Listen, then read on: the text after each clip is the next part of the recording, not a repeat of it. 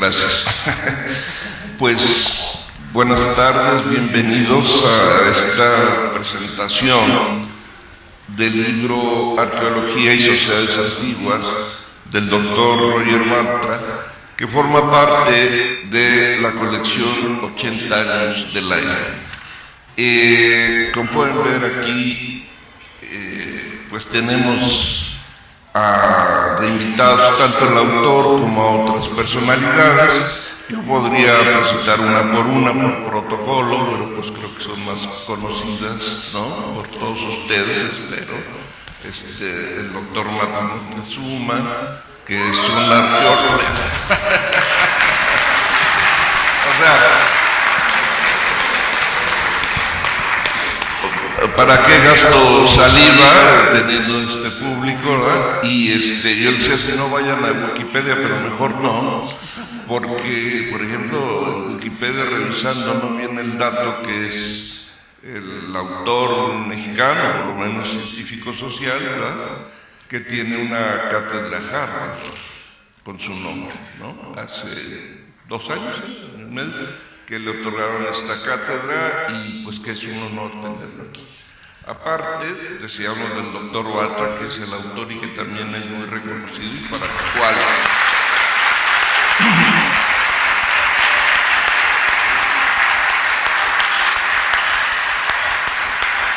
no menciono todos los libros de cada uno de ellos porque nos llevaríamos toda la sesión, insisto, son más que reconocidos sus trabajos, su obra, su trabajo de docencia, en fin.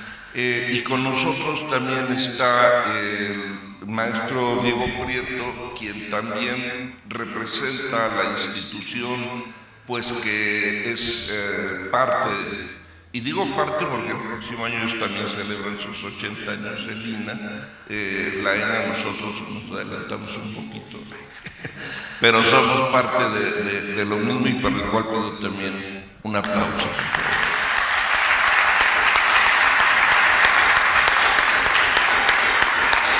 Y precisamente para darle la bienvenida a nuestros invitados y a todos ustedes, voy a cederle la palabra a la directora de la escuela, la maestra Julieta Valle, resaltando precisamente esta idea, que este año se cumplen los 80 de la Escuela Nacional de Antropología e Historia. Quiero decir que, bueno, aunque es la presentación del libro, ya se hablará de ello, en realidad casi es un pretexto para poder recordar esta fecha, este acontecimiento en el sentido estricto de la palabra, y pues casi con este evento es que nosotros estamos dando inicio a estas celebraciones. Habrá más eventos que ya por ahí podrán decirnos, pero considero que esta presentación precisamente nos permite arrancar este aniversario, estos 80 años. Pues. Le cedo la palabra a la maestra Julieta. Gracias. Buenas tardes.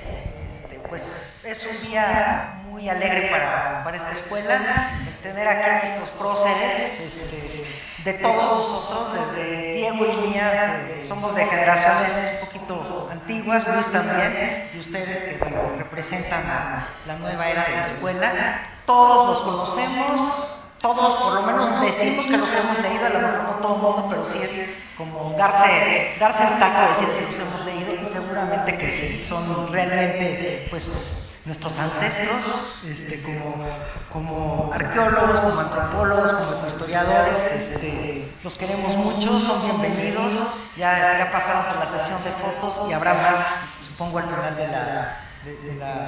la presentación. Realmente estoy muy contenta, muy conmovida, muy alegre de tenerlos aquí, a todos. Diego, muchas gracias por hacerte un huequito para estar con nosotros en tu casa, tu escuela, egresado como esta de la ENA. Luis, muchísimas gracias. Luis es el artífice de esta colección, de la que tendremos mucho que hablar de ahora en adelante. El texto que se presenta el día de hoy, que le pusimos conjuntamente el título de Arqueología y Sociedades Antiguas, es una compilación de textos elaborados por Roger más o menos en la década de los 70, me parece que por ahí uno es un poquito más nuevo, y la introducción donde él hace un balance de su propia obra muy generosamente, autocrítico como es él. Supongo que dirá algo al respecto en esta ocasión y será bienvenido. Con esto inauguramos la colección de 80 años de la ENA, que fuimos pensando a lo largo de muchos meses cómo hacerle para celebrar bien los 80 años de la escuela, qué cosas valía la pena hacer. Bueno, vamos a hacer muchos eventos, pero desde mi punto de vista, y creo que también es el punto de vista de Luis y definitivamente también de Diego, que nos ha acompañado en todo este proceso, pues qué mejor manera de celebrar que reeditando o editando por primera vez de manera conjunta textos que hicieron historia en la escuela, que hicieron historia desde hace mucho tiempo y más recientemente. En fin, hemos jugado con títulos, con autores, con planteamientos, con enfoques disciplinares distintos, que finalmente son los que nos han formado como la institución que somos hoy en día. Entonces, pues bueno, también gracias a la generosidad de Roger Bartra, que nos cedió los derechos sobre estos textos, algunos muy conocidos, muy leídos en el pasado. Me parece que el público presente hoy te conoce más por El salvaje en el espejo que por El modo de producción asiático, y hace bien. Pero bueno, algunos de nosotros te conocimos por El modo de producción asiático, y yo debo decir que mis 3 primeras lecturas en esta escuela fueron Las Formen, Bitfogel, a quien lo tratas mal en tu obra, pero podríamos hablar de él, y tu propia obra. Para mí el modo de producción asiático fue la prueba de fuego de decir, bueno, realmente podré con esta carrera que parecía fácil, y no lo es.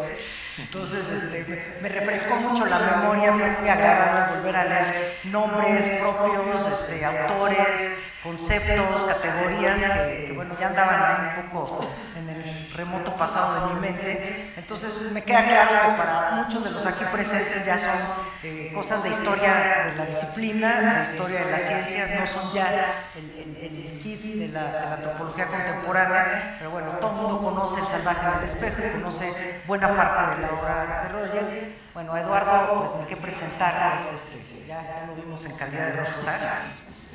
Entonces, creo que no hay mucho más que decir al respecto, ¿no? Sin embargo, sí quiero enfatizar el hecho de que la colección editorial que inauguramos con esta obra, pues justamente busca escudriñar en el pasado de nuestra disciplina, desde la escuela, en la escuela, a través de la escuela, porque finalmente la escuela es protagonista de la construcción de estas disciplinas. Entonces, Roger, egresado de esta escuela, Eduardo, Luis, Diego, todos nosotros, pues bueno, constituimos parte de esta historia. Entonces, pues creo que no vinieron a escucharme a mí, no creo que les interese mucho lo que yo tengo que decir, quieren escuchar a nuestros presentadores. Vamos a tratar de hacer esto lo más divertido posible, que no va a ser difícil. Vamos a pelearnos un poco con el modo de producción asiático y con los próceres de la ciencia, con Morgan, etcétera. Y bueno, para conocimiento, para disfrute y para enriquecimiento intelectual de todos ustedes, pues muchas gracias por estar con nosotros. Y pues síganos la pista, porque así le haremos con el resto de las publicaciones. Prometen ser bastantes, todas ellas muy cuidadas y todas dentro de este espíritu de ir reconstruyendo nuestra historia colectiva a través de grandes obras que nos han formado y que nos seguirán formando a lo largo de muchas generaciones más. Muchas gracias.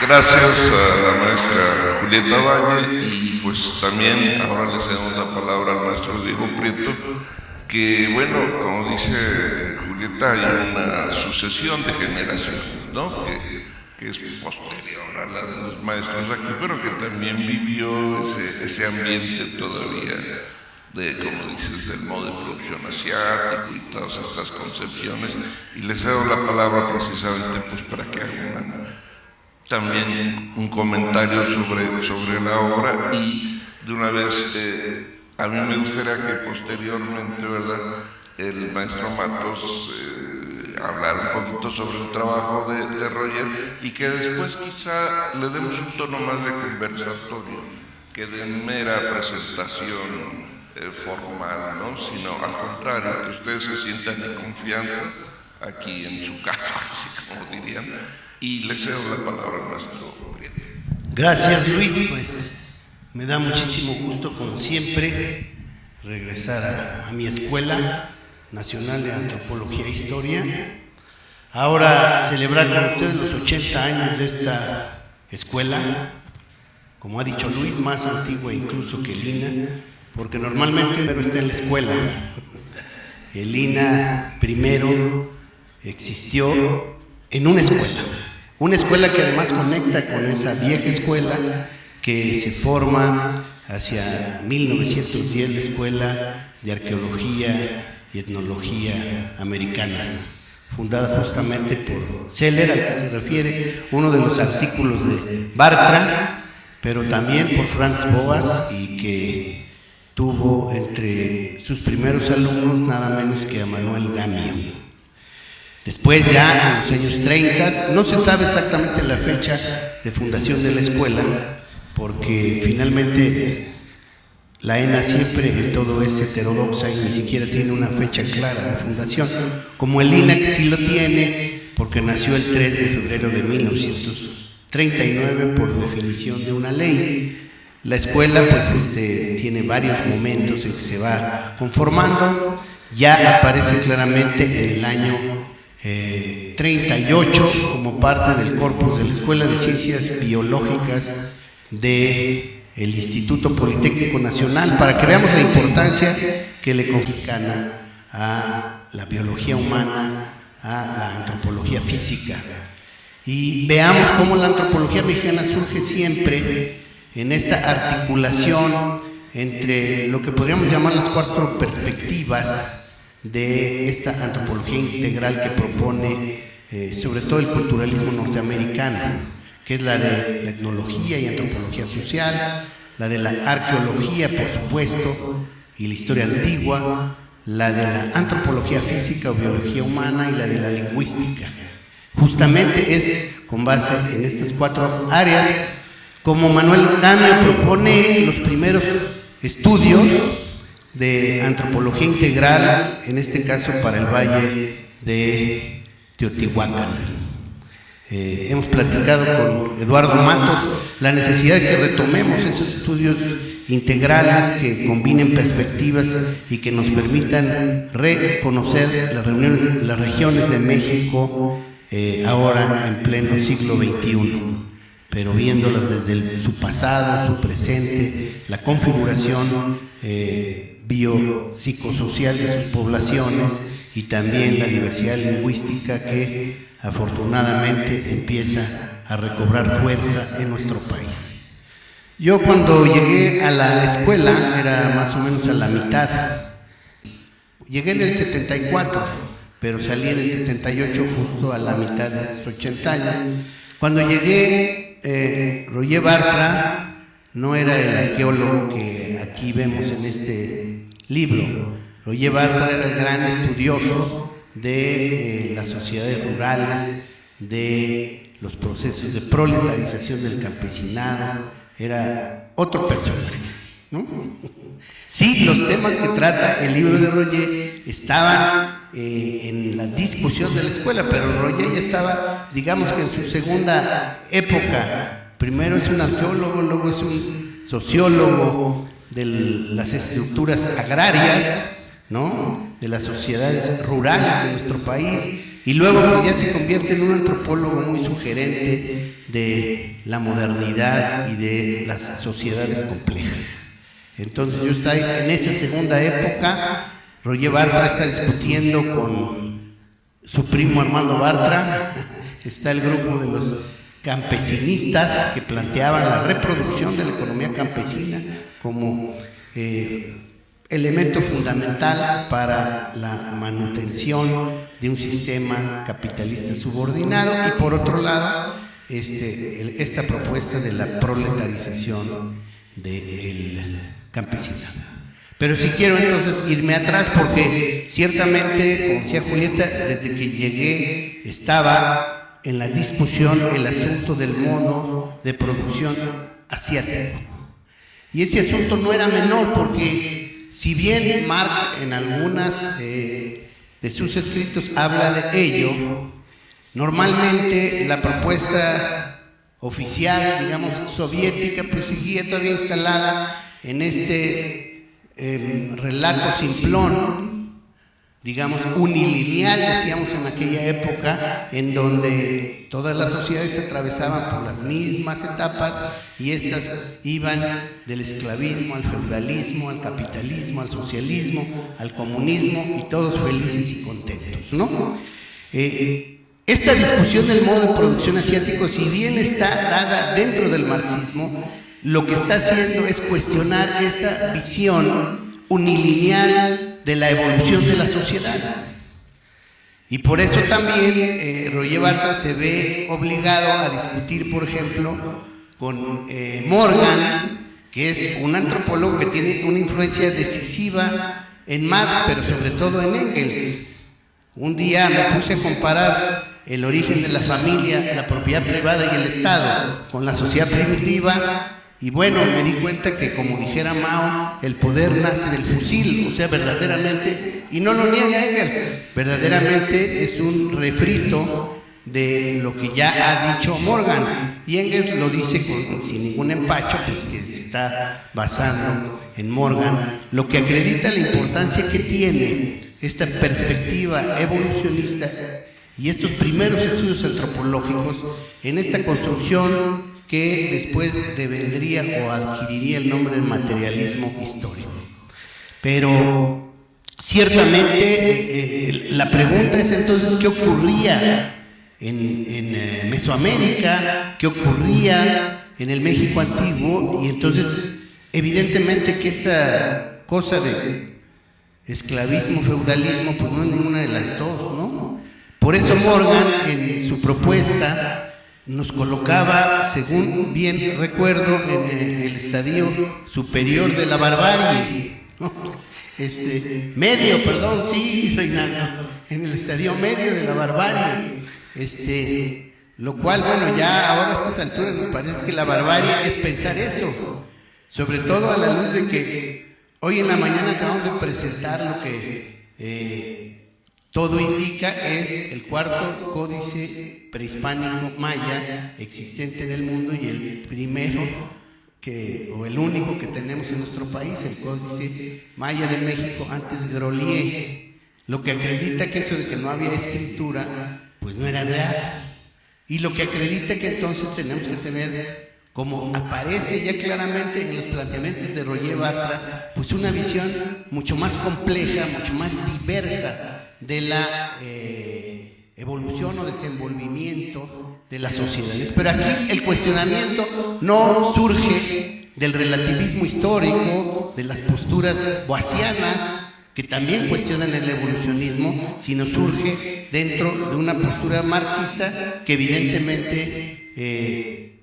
empieza a desarrollarse en los años 60 en la Escuela Nacional de Antropología, cuando esta hasta el 64 todavía estaba en moneda. A ustedes les tocó estudiar allí, a mí ya me tocó estudiar en el más elegante y moderno espacio de Chapultepec, y justamente lo que está planteando Roger Bartra es cómo es posible trabajar con estos planteamientos marxistas en los estudios arqueológicos. Efectivamente, de ahí surgen también otros trabajos que están en el libro, como el que se refiere a las sociedades hidráulicas, porque el tema del modo de producción asiático pues tiene que ver con la necesidad de formaciones políticas o estados fuertes, centralizados, y este planteamiento sí lo trabaja Marx, pero para las sociedades orientales, sobre todo en el caso de la India. Y entonces empieza la comparación con lo que ocurre en Mesoamérica. Y en el libro pues se plantean preguntas alrededor de esto, aplicables a Teotihuacán, aplicables a México, Tenochtitlan, aplicables al horizonte Tarasco. Y hay un artículo también interesante justamente por el tema de la aplicación de el modelo marxista, llamémoslo así, que es el que se refiere a las sociedades tributarias en Mesoamérica, en donde tenemos entonces que mirar cómo se articula, por un lado, el tema de la producción de excedentes, el tema de la propiedad, el tema de la configuración de estados hegemónicos y el tema del tributo como mecanismo de explotación. Bueno, pues evidentemente cuando me platicó a finales del año pasado, Roger, de la idea de este libro, me decía que tenía dudas si debería salir. Claro que tiene que salir. Evidentemente que pues el marxismo es un pensamiento que si aplica sus propias premisas, pues tiene que asumir que hay una serie de temas que no están allí presentes, ¿no? El problema, por ejemplo, en el marxismo las fuerzas de producción son de suyo una variable independiente que siempre avanzará y nunca está presente el conflicto con los recursos, con el ambiente, con el tema ecológico, ¿no? Y eso, sin duda alguna, pues es un tema que debemos también considerar. Sin duda alguna, el tema de la explotación y la lucha de clases nos llevó a preocupaciones y atender necesidades analíticas muy importantes, pero es evidente que la misma vida nos ha enseñado que las sociedades no solo se transforman en función de la confrontación de clases, sino también y muy señaladamente de confrontaciones culturales y sociales que pueden tener orígenes muy diversos, como lo observamos ahora mismo en nuestro país. En ese sentido, por supuesto, que son trabajos que necesitan ser recuperados a la luz del debate científico, del debate antropológico contemporáneo, pero yo creo que sí contribuyen mucho a recuperar reflexiones que fueron muy pertinentes y que hoy mismo nos pueden dar luces interesantes para la discusión de la antropología y específicamente de la arqueología mexicana. Gracias.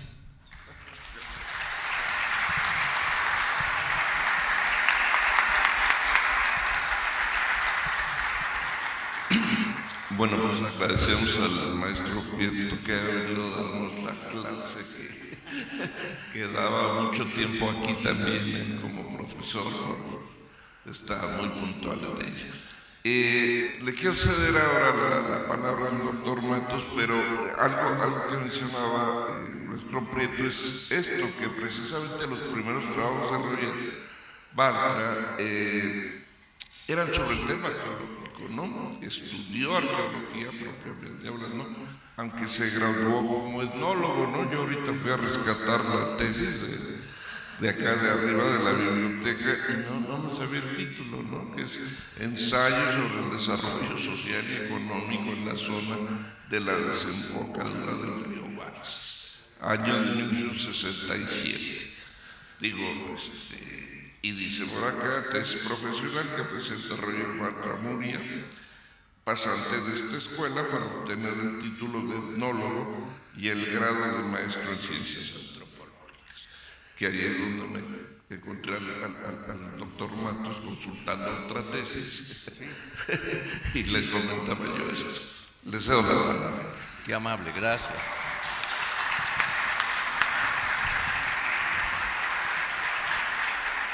Bueno, ¿sí se oye?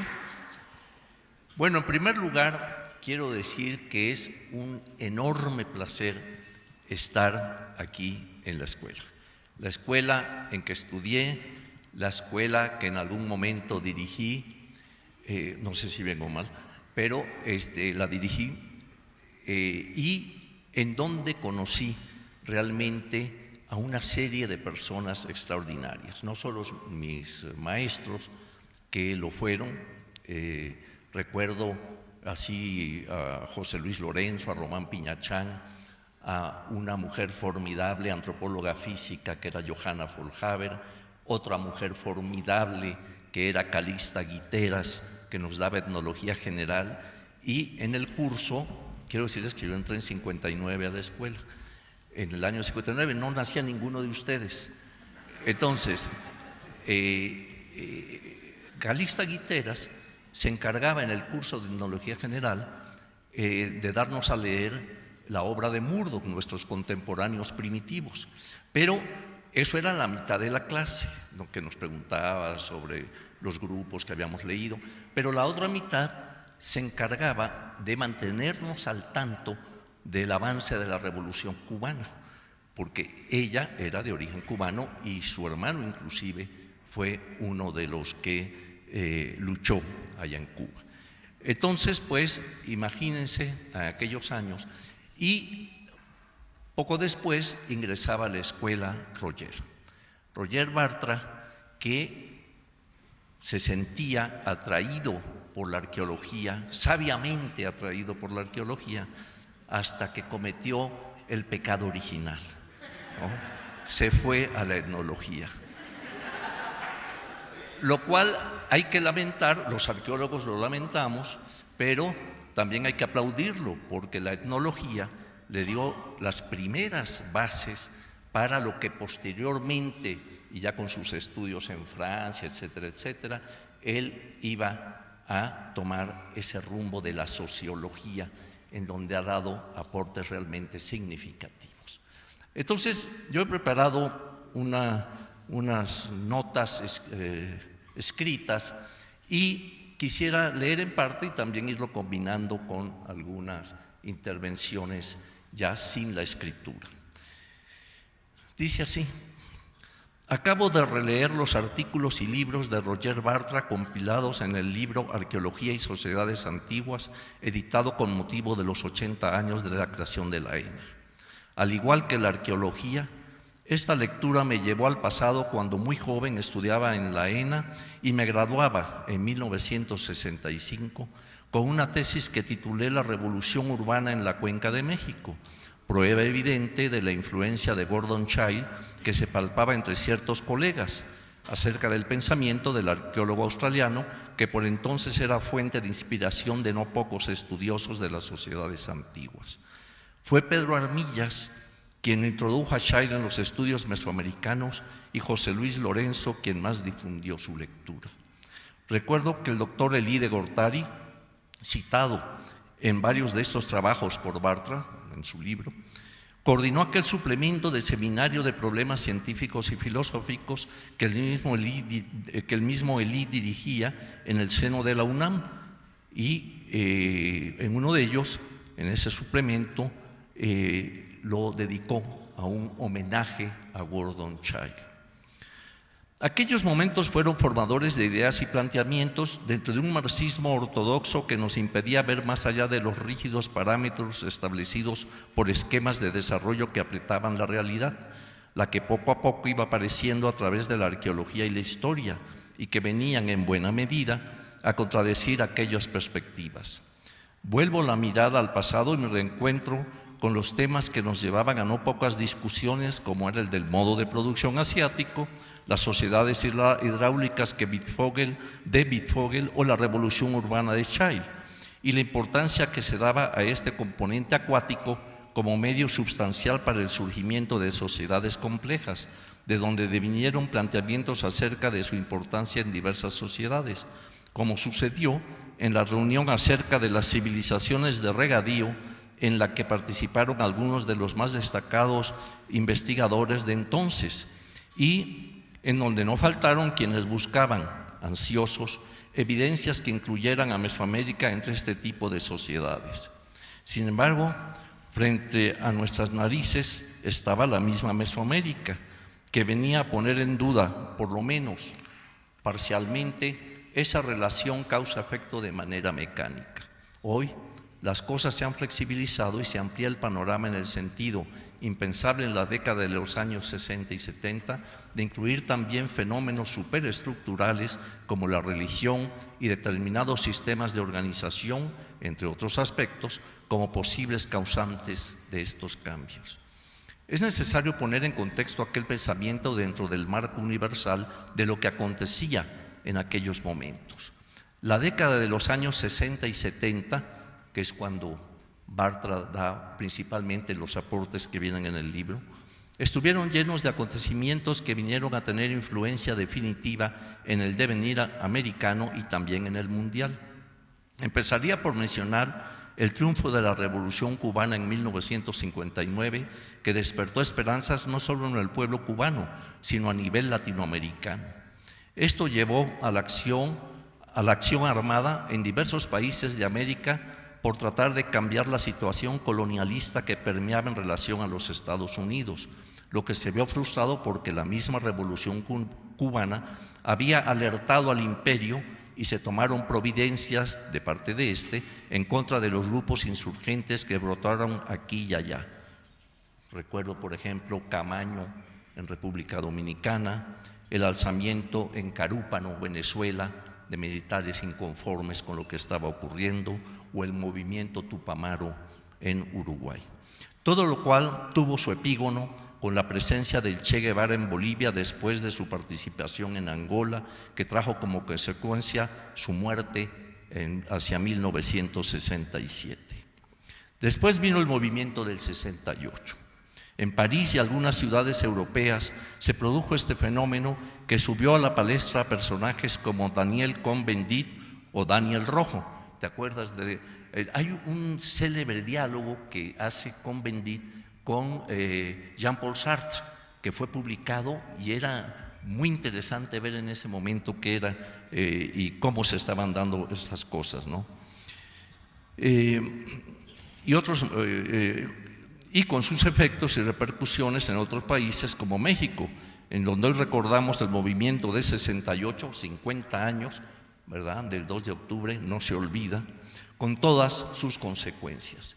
Esa década se verá marcada por el ascenso al poder en la Unión Soviética de Nikita Khrushchev, oyéndose así las primeras críticas oficiales en contra de la represión estalinista.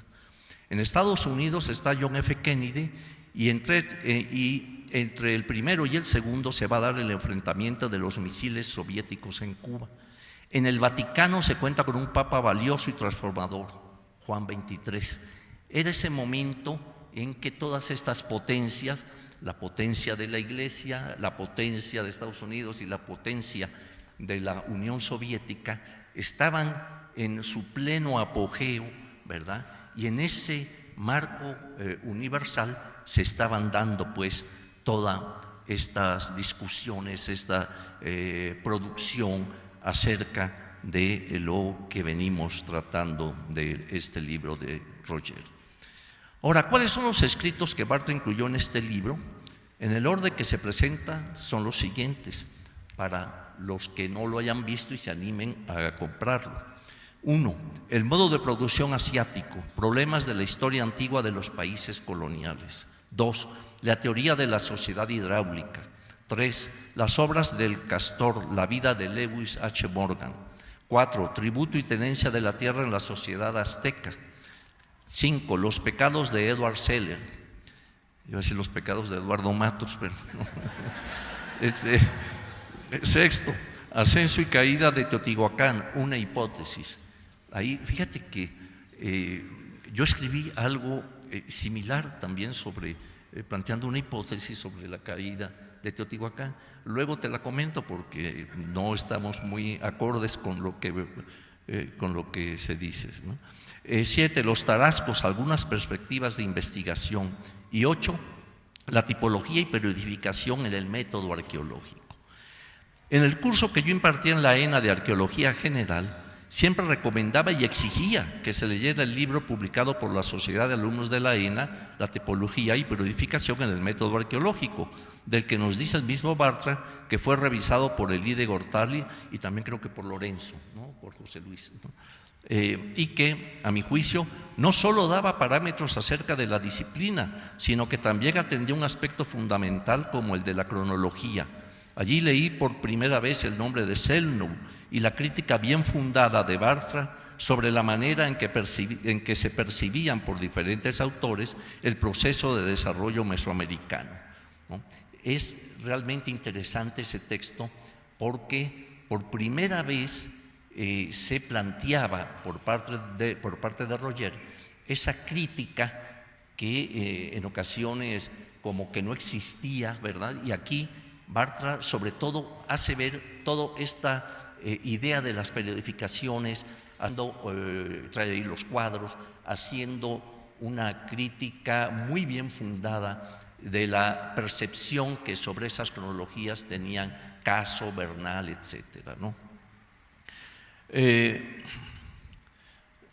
La importancia que di a este escrito me llevó a incluir una parte de él, aquel que se refiere a la parte dedicada a la periodificación, en la antología que preparé para el número 12 de la revista Nueva Antropología, que salió en 1979, acompañado con artículos de Miguel Otón de Mendizábal, el gran olvidado de la antropología mexicana, de Pedro Armillas, de José Luis Lorenzo, Luis Lumbreras, Matos, Montané y otros, acerca de aquella reunión en Teotihuacán en 1975, de donde surgió el texto Hacia una arqueología social, producto de la inquietud que acerca de la disciplina sentíamos y a la inconformidad con lo que ocurría dentro de ella.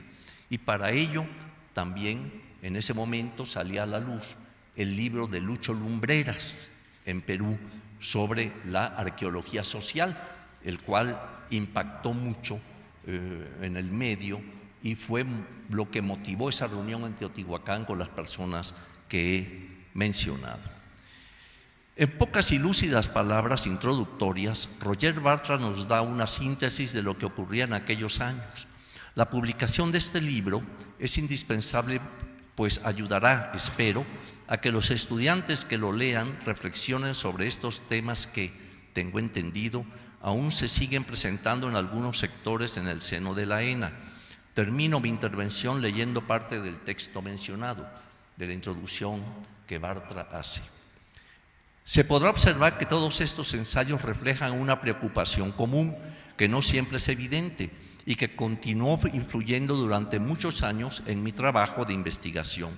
Se trata de mi interés por entender las estructuras de sociedades híbridas que combinan características de las comunidades primitivas con formas complejas y sofisticadas de organización política y estratificación social.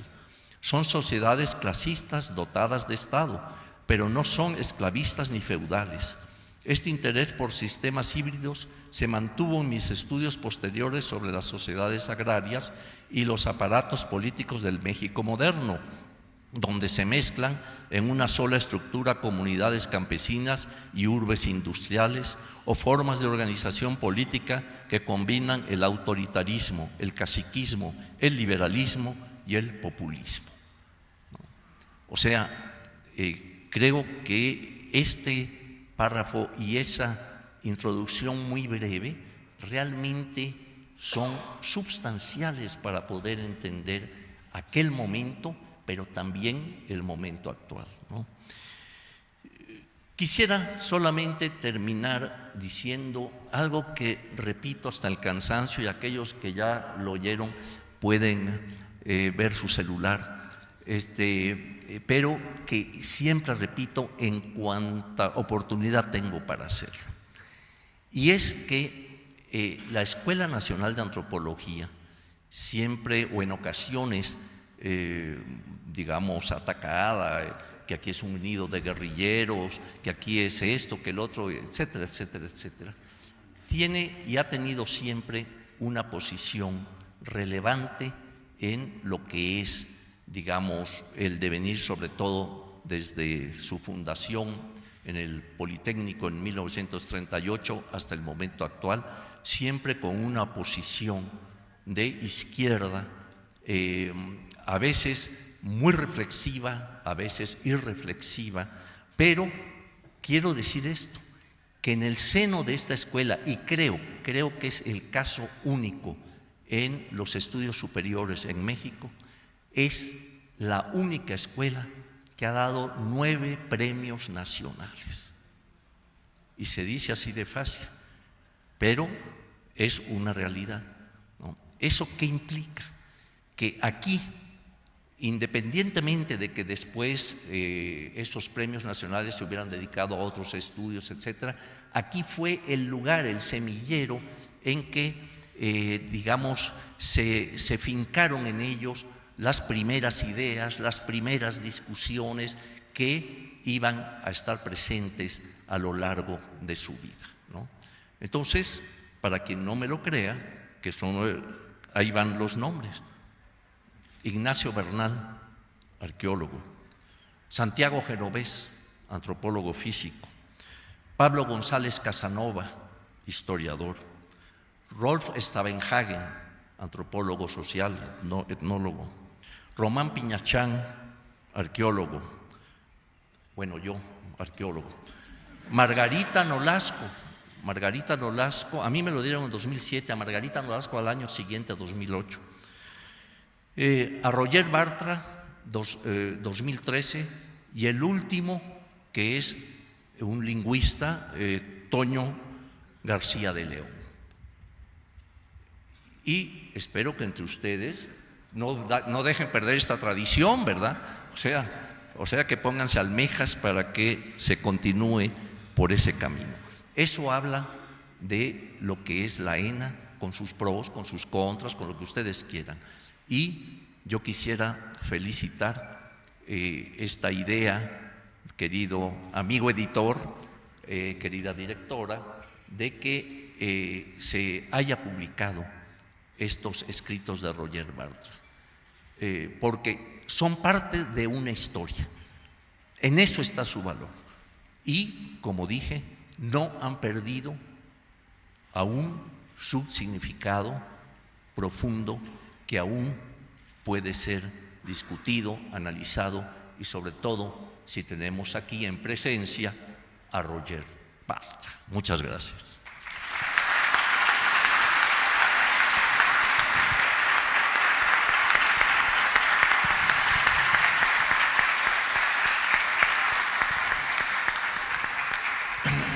Bueno, pues agradecemos al doctor Matos pues sus palabras, pero sobre todo recordar, rememorar la historia tanto de la escuela como de quienes la fueron formando, y el hecho concreto, como lo ha dicho finalmente, ¿no?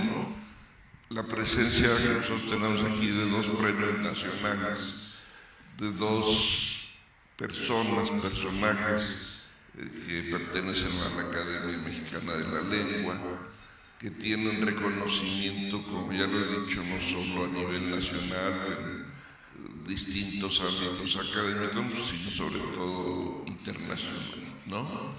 Antes de cederle la palabra al doctor Bartra, pues sí decir que el libro, cuando yo le hago la propuesta a Roger de si él podría autorizar o desearía publicar estos primeros artículos, que hay que decirlo, fueron publicados, por ejemplo, este es uno de los suplementos en la revista Tlatoani, ¿no?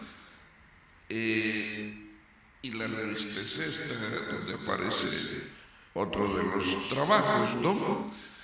Este rescate de las ediciones de la Sociedad de Alumnos de la Escuela de Antropología e Historia, ¿no? A mí eso siempre que veía yo estas referencias me parecían más que interesantes. ¿Cómo es que los alumnos se organizaban? Eso no lo van a platicar también ustedes, para hacer esto, para publicar, para dimensionar el trabajo de la escuela.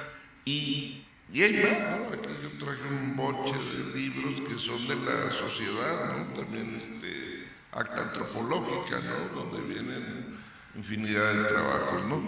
Entonces, el índice del libro, Roger es quien lo propone, se integraron algunos textos más recientes, digamos, ahí desde los 60, 70, como ya habíamos mencionado, pero también, por ejemplo, este trabajo de Morgan, que de hecho es el prólogo a la Sociedad Antigua, que está editada en 1993 por Conaculta, ¿verdad? Y que pues yo le agradezco al doctor Bartra porque me puso a hacer notas de la edición. Y ese prólogo es muy exacto, muy puntual sobre el trabajo y las ideas de Morgan. También está el otro de Seller, ¿no? Que salió en el Machete, ¿no? La revista que el doctor Bartra dirigía. Y por último decirle que le agradezco el que esté aquí, obviamente que nos haya permitido la publicación de sus trabajos, pero sobre todo, pues, aunque no fue muy maestro en el aula, sí lo fue en la redacción, ¿no?, de la revista Jornada Semanal, y que ahí fue un aprendizaje que le debo y le viviré siempre agradecido. Y le cedo la palabra al doctor Bartos.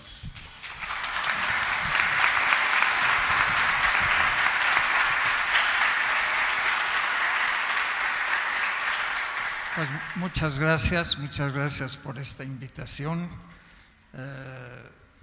Muchas gracias, Diego, ¿no?, por abrirme espacio en los terrenos de la antropología mexicana y del instituto.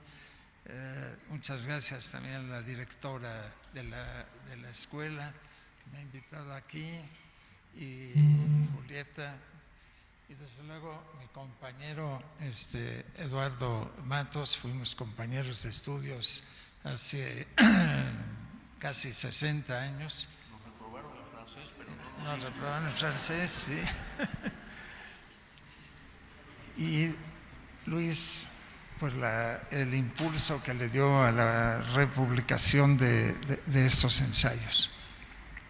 Para mí es realmente muy emocionante regresar a mi alma mater, digamos, como se dice de forma un tanto cursi, a esta escuela de antropología, que ha cambiado bastante, pero espero que no tanto como algunos dicen. Para mí es realmente un placer, entre otras cosas porque aunque yo después hice estudios de otra naturaleza, de sociología, etcétera, siempre me he considerado antropólogo.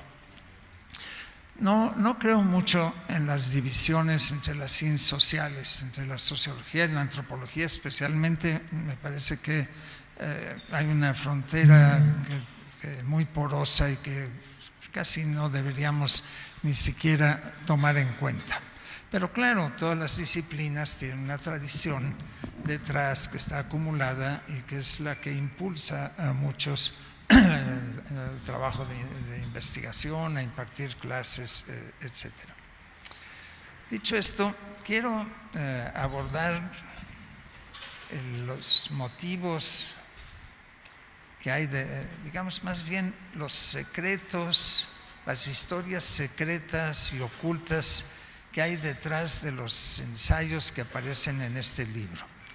Este es un libro que expresa una visión marxista y cuasi leninista también de los problemas de la arqueología.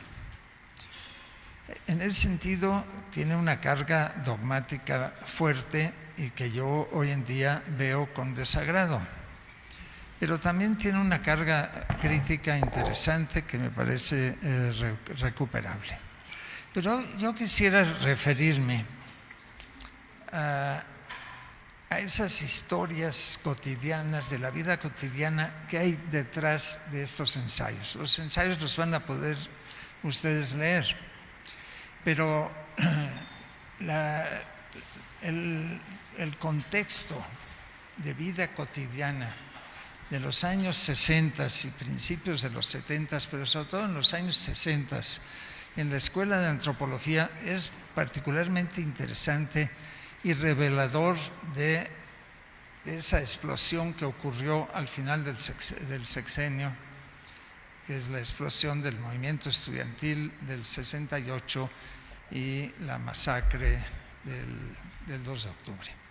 Ese es un contexto muy interesante porque detrás de estas explicaciones teóricas sobre si había o no clases sociales en Teotihuacán, por cierto, nosotros los viejos decimos Teotihuacán, pero parece que ahora se dice Teotihuacán.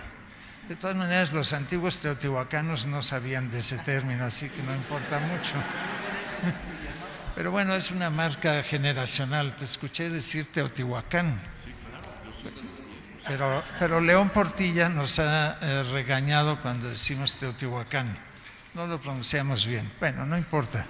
Es una marca de la generación y también revela aquella época. En aquella época, detrás de esto y de muchos de los que estábamos en la Escuela de Antropología, que era una escuela muy vibrante, muy politizada, muy dinámica. Hay una serie de militancias políticas muy importantes. Desde luego, pues la mía. Yo era militante del Partido Comunista. En aquella época la fui durante algunos años. Fue más o menos en 1961, no, exactamente en 1961, que entré a una célula, como se llamaba los organismos básicos del Partido Comunista en aquella época, en donde estábamos alrededor de 10 o 12 personas. Formábamos parte de una célula propiamente del partido, pero me enteré entonces que había también un grupo de la juventud comunista. ¿Y quién creen que militaba en ese grupo de la juventud comunista? Pues mi amigo Eduardo, justamente. ¿Era más joven que tú? Él es un poco mayor que yo y estaba en la juventud comunista. Y yo, que era un joven de 18 años o 19, ya estaba en el Partido Comunista. Misterios de las estructuras políticas de aquella época. Lo que sí debo decir es que Eduardo fue mucho más sensato que yo y abandonó esa militancia muchos años antes. Luego te cuento por qué. Bueno, ahorita platicamos porque pero en esa época también desde luego había grupos maoístas, había grupos trotskistas, realmente era un hervidero político. Pero esta, digamos, cultura política se entretejía con lo que a mí me gusta llamar una contracultura. Porque no solamente vivíamos de militancia y de ideas marxistas, leninistas, de manuales soviéticos, de los textos de Marx y de Engels, también soñábamos y tratábamos de practicar lo que en esa época llamábamos la revolución sexual, la búsqueda de nuevas formas de sexualidad, libertad sexual, etc. A eso se agregaba el uso ritual e intelectual de drogas, principalmente la marihuana. Todo esto en aquella época, desde luego, era, digamos, bastante marginal, novedoso, extraño, y revelaba este espíritu de rebeldía que se entrecruzaba con el dogmatismo que también nos dominaba. Desde luego, pues habría que agregar también la música, el rock. Todos girábamos en torno del rock. En la escuela se organizaban constantemente fiestas en las que corría desde luego la mota, pero también bailábamos rock, discutíamos de los temas de la revolución, de diferentes, en fin. ¿Qué pasó? ¿Qué dice? Dentro de la escuela, pues yo alguna vez sí lo hice. Pero a escondidas.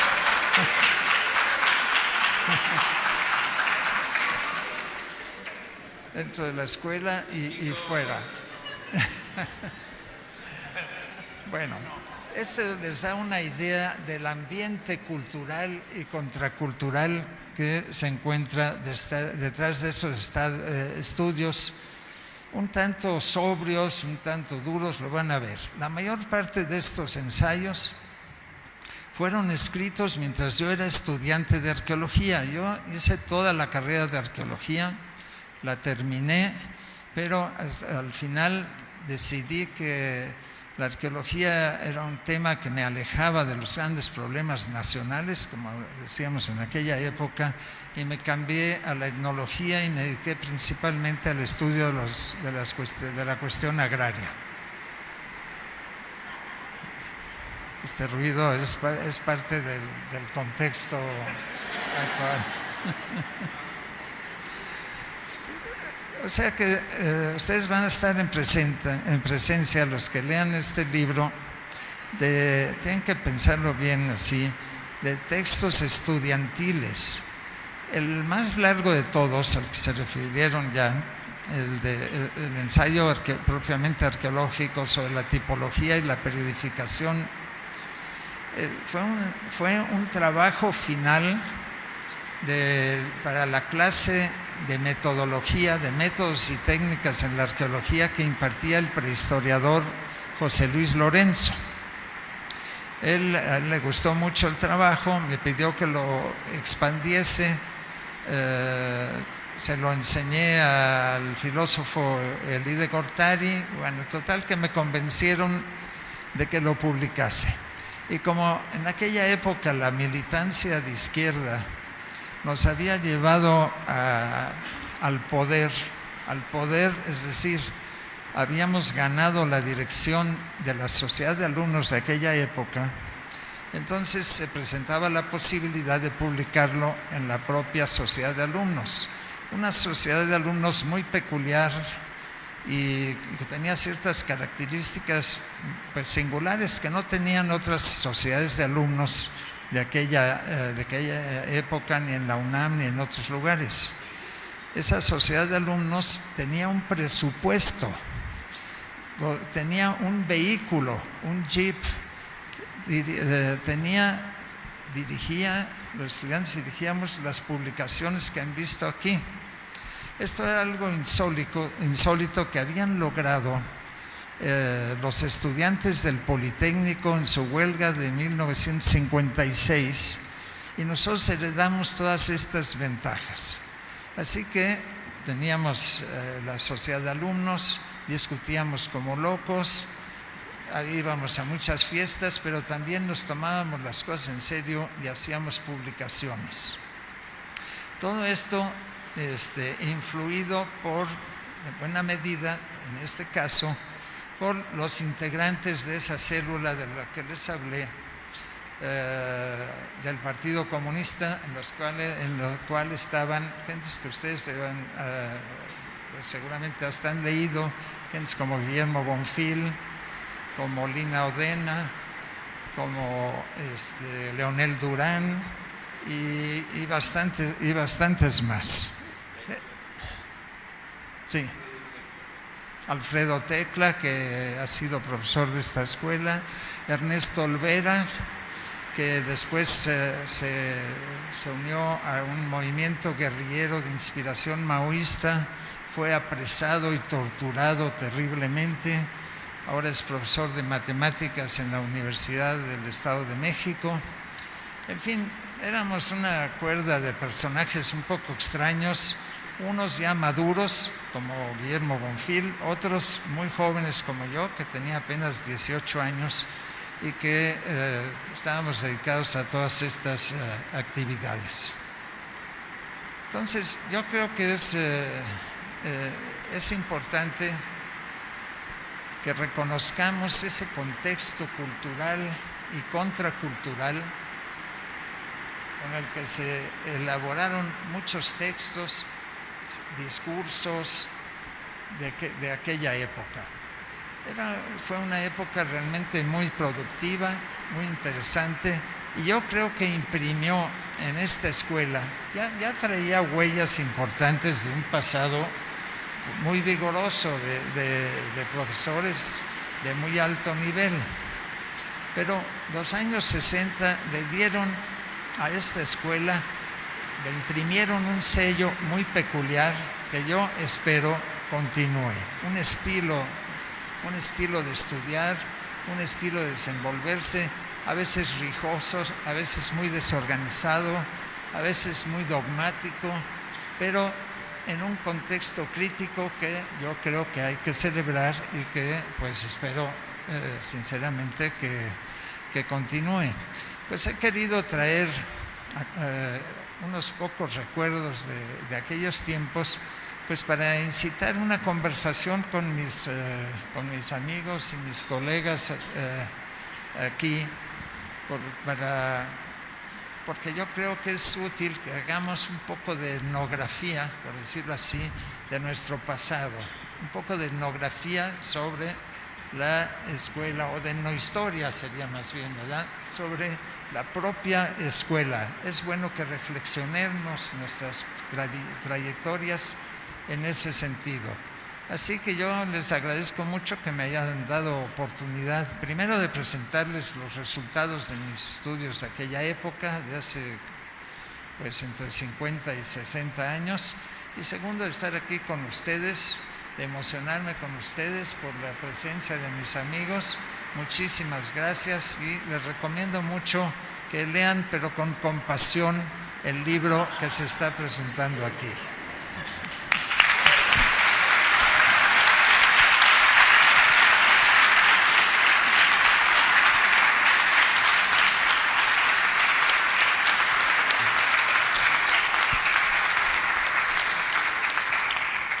Bueno, después de estas palabras de Roger, que igual son remembranzas de aquello que ocurría y que hubo hechos significativos, inclusive dentro de la ENA, ¿no? Ya que no podíamos tomar el poder del país, tomamos la Sociedad de Alumnos de la ENA. Entonces, pero lo que quería decir es esto. Se da una casualidad maravillosa. Roger, que como ya tú nos los acabas de mostrar, publicó algunos de los textos en ediciones de la ENA, que efectivamente, como dice él, contaba con su presupuesto y toda la cosa, ¿verdad? Hay un libro que se publicó y que era del papá de Bartra, de Agustí Bartra, catalán. Y ese libro de Agustí Bartra es La epopeya del Gilgamesh. Yo pediría a nuestra directora y a nuestro director general que hicieran lo posible para que se volviera a reeditar, porque Agustí fue uno de los grandes aportes que dio la guerra civil española, junto con Ana Muriá, madre de nuestro homenajeado.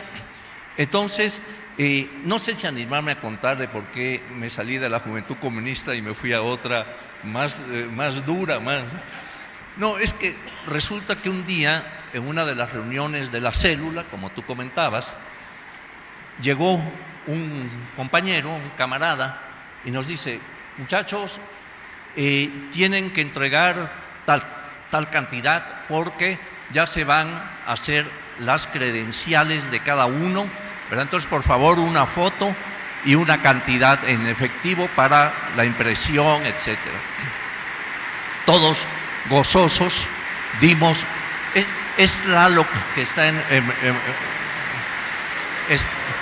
quiere participar Tlaloc. Bueno, y entonces entregamos el dinero, la foto, todo, y pasaban reuniones y reuniones, y no veíamos la famosa credencial de la Juventud Comunista, ¿no? Entonces, un día agarramos y le dijimos al que capitaneaba la cédula: oiga, compañero, ha pasado ya mucho tiempo, ¿qué pasa con el dinero que dimos y la credencial que nos iban a dar? Y entonces, voy a averiguarlo. En la siguiente reunión llegó y dicen: ¿qué creen, camaradas? ¿Qué? Pues que el que recabó la lana se peló con el dinero. No, pues ya, ahí estaba Javier Guerrero también, era miembro de, pero en fin. Bueno, no sé si se escucha y se entiende algo, más o menos. Bueno, en esas militancias radicales, a las que después, a la que se refugió para huir del Partido Comunista mi amigo Eduardo, yo no seguí ese camino como sí lo siguieron otros, porque ya había tenido en 1960 la experiencia de unirme a un grupo que encabezaba Rubén Jaramillo. Rubén Jaramillo, un gran dirigente campesino del estado de Morelos, dirigía un grupo, y algunos estudiantes de la escuela, entre los cuales estaba yo desde luego, pero también estaba un gran lingüista, Otto Schumann. Nos fuimos a incitar a supuestamente encabezar o dirigir un movimiento guerrillero, fíjense qué locura, en Arcelia, Guerrero, nada menos que nos fuimos a meter a la boca del lobo. Bueno, fue un verdadero desastre, nos persiguió el ejército, por suerte no nos agarró y quedé curado de esos radicalismos. Quería rememorar eso para que viesen qué ambiente había en la escuela. Desde luego no todos eran radicales marxistas como nosotros, pero éramos realmente muy imprudentes.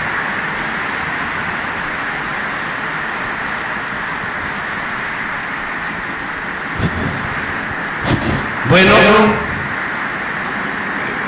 Tlaloc se suma a la celebración de los 80 años de la ENA y por supuesto que nos obliga a hablar en tono de mitin, como lo hubieran hecho ustedes hace 50 años, yo todavía era niño, y como lo hacíamos en los años 70, cuando ya en el Museo de Antropología nos tocó continuar esa tradición, pero con algunos cambios, porque esa sociedad de alumnos, cuando yo llegué ya no existía y había sido sustituida.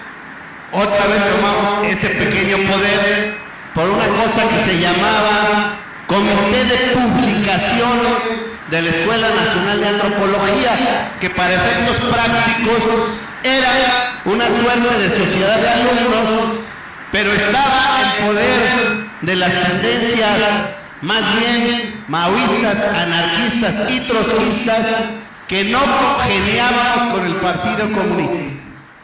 Era una cosa verdaderamente increíble, porque cuando llegamos, pues nuestros dirigentes políticos del Comité de Publicaciones nos señalaron que los del PC eran reformistas y que nosotros deberíamos ser verdaderamente revolucionarios. En realidad, yo creo que en nuestro caso nos hizo acercarnos más al Comité de Publicaciones y a estas tendencias distintas a las del Partido Comunista. Era que en esa época, me estoy refiriendo a los años 70, era fundamental no solo en el ámbito teórico, sino en el ámbito político, desligarse del marxismo oficial de la Unión Soviética. Y para nosotros esa era una manera. Como diría Roger Bartra, evidentemente seguía teniendo una dosis de dogmatismo y sobre todo de mucho sectarismo, pero era una manera de empezar a abonar a una visión distinta a este marxismo-leninismo oficial, muy dogmático, básicamente o casi religioso, que venía de la Unión Soviética y de los partidos comunistas del mundo. Pero también hace 50 años el propio Partido Comunista se deslinda de la Unión Soviética, que está invadiendo Checoslovaquia. El caso es que ya en Chapultepec nosotros, digamos, heredamos esa tradición que combinaba un sentido de rebeldía, tal vez buena dosis de sectarismo, pero también un enorme empeño por entrar a las discusiones teóricas, a las discusiones académicas y por impulsar una antropología que en ese entonces llamábamos crítica científica y popular.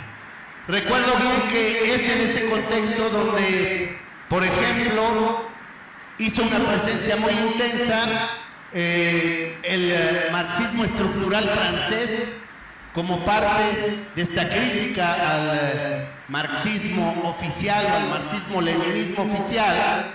Y es en este marxismo estructuralista que propone Althusser, pero que después nos conecta con Lévi-Strauss y nos conecta después también con Foucault y el postestructuralismo, donde pudimos escudriñar una serie de elementos de crítica, no al marxismo, sino sobre todo a la sociedad moderna, a la sociedad contemporánea, en la búsqueda de otras miradas para entender los fenómenos culturales y sociales. Fue también de la mayor importancia, por aquello que decía Eduardo Matos, acercarnos a los planteamientos de Gramsci y de Frankfurt,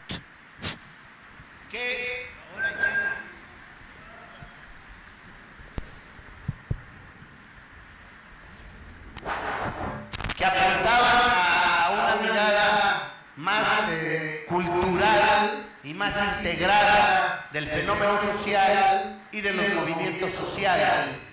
Yo incluso me apasioné con la escuela de antropología, no obstante entré en el mismo año 74 también a economía de la UNAM, dejé economía y me quedé en antropología por 3 razones.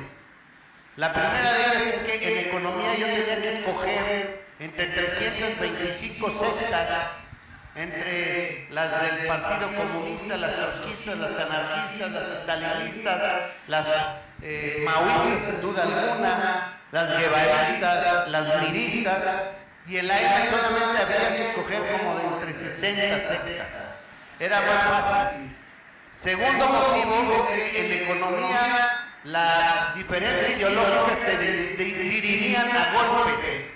En la escuela nunca ocurrió eso. Nos gritábamos y nos sacudíamos desde el punto de vista de la deliberación, pero nunca nos golpeamos. Pero la tercera y la fundamental es que yo entré en economía por esa idea de que decía el marxismo que las relaciones sociales de producción y la estructura económica determina en última instancia, pero finalmente en antropología encontré una mirada mucho más completa de la sociedad y sobre todo la importancia que tienen los procesos culturales y simbólicos.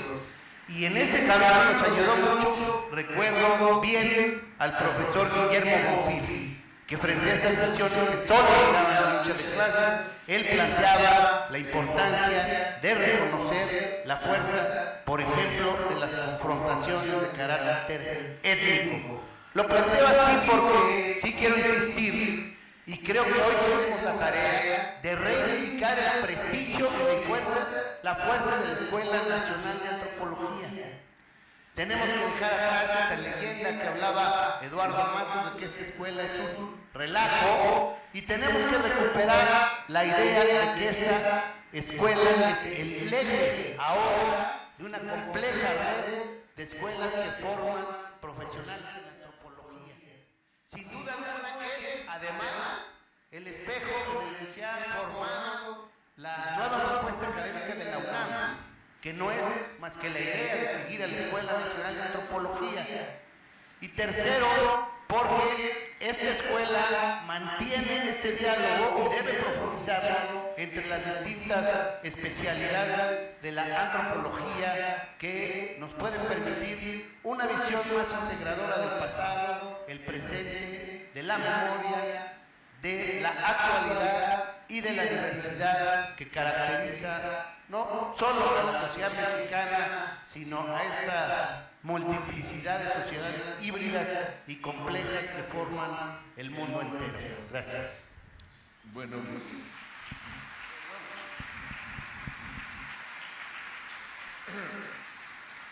como pueden ver, la discusión pues está ya agarrando mucho sabor y tono. Precisamente Roger me hablabas yo creo que es el intermedio entre una etapa y otra, de cómo en los años 60, 62 surge esta tendencia maoísta, ¿no? Con Pekín Informa y con gente como Rousset Banda y todo eso, ¿no? Es como un puente entre una generación y otra, ¿no? Digo, a lo mejor estoy hablando de más, ¿no? Pero con tu PRI mismo había pues una diferenciación, ¿no? No sé si quieras ahondar o ahí lo lo dejamos como gustes. Sobre eso, un comentario muy breve. Yo para esos momentos que estaba, esos momentos en que en esos momentos, en los tiempos, en los años 70, de los cuales estabas hablando, yo ya me había vuelto un horrible reformista, un revisionista, me acusaban de ser eurocomunista y un renegado.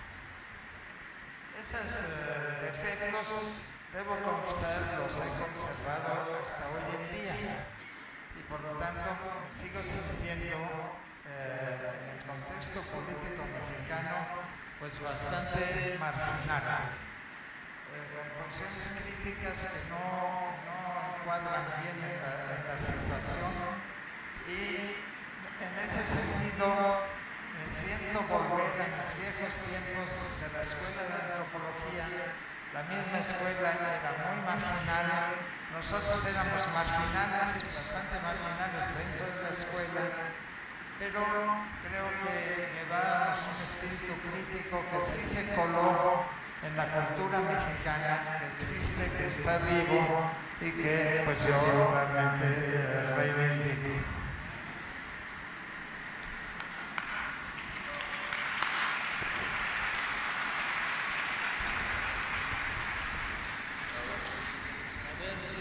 Bueno, efectivamente, Tlaloc, no sé si está molesto porque no fue convocado, no nos deja oír muy bien, pero bienvenido también, ¿no? Es parte del escenario.